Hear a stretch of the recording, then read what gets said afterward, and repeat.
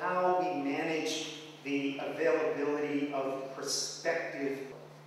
If you have to overcome this market risk and this discovery risk, you need to have the ground and you need to have security in the sense of being able to keep your project. Sometimes there's nothing there, but if there is something there, you need to be able to find it, convert it into an exploitation license or a mining license at some mineral supply process.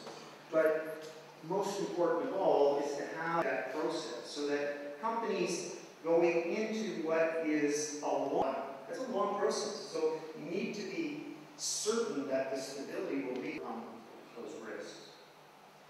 And when with respect to policy in the exploration phase, there are questions about what's a reasonable timeline for being able to advance a project, hold on to your project. How much exploration should you have to do? What's the process to an exploitation license? To advance your projects through the discovery risk process, major disincentives to begin exploration. Clearly, my exploration commitments, again, that's a disincentive. So you need to find them. Just mention an example. Recently, 2 or 3 of the bigger requirements, and they've increased them by a factor of about 10 times each year to keep your permits.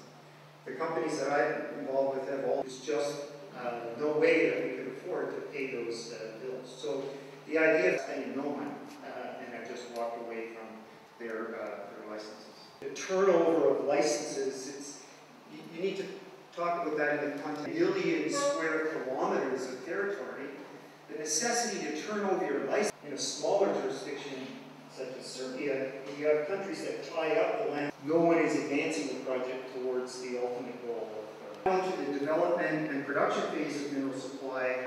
Now we're moving from emphasis on finalize the value that we identified through the discovery and what I call the realization risks here. There's lots of technical risks that influence their ability and their confidence to actually generate a reasonable address at least some of those concerns with respect to the jurisdictional. The long-term will remain reasonably stable if the companies go ahead to make. The wild card in all of mineral policy, from my perspective, time is always the one factor that adds an extra. Time becomes a main factor.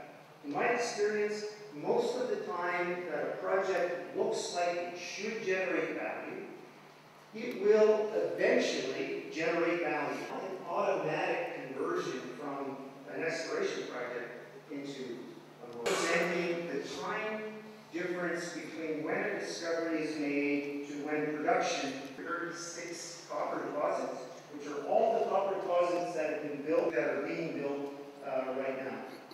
That was 136 new copper mines built. However, you define that with respect to the discovery hole from exploration, 21 years.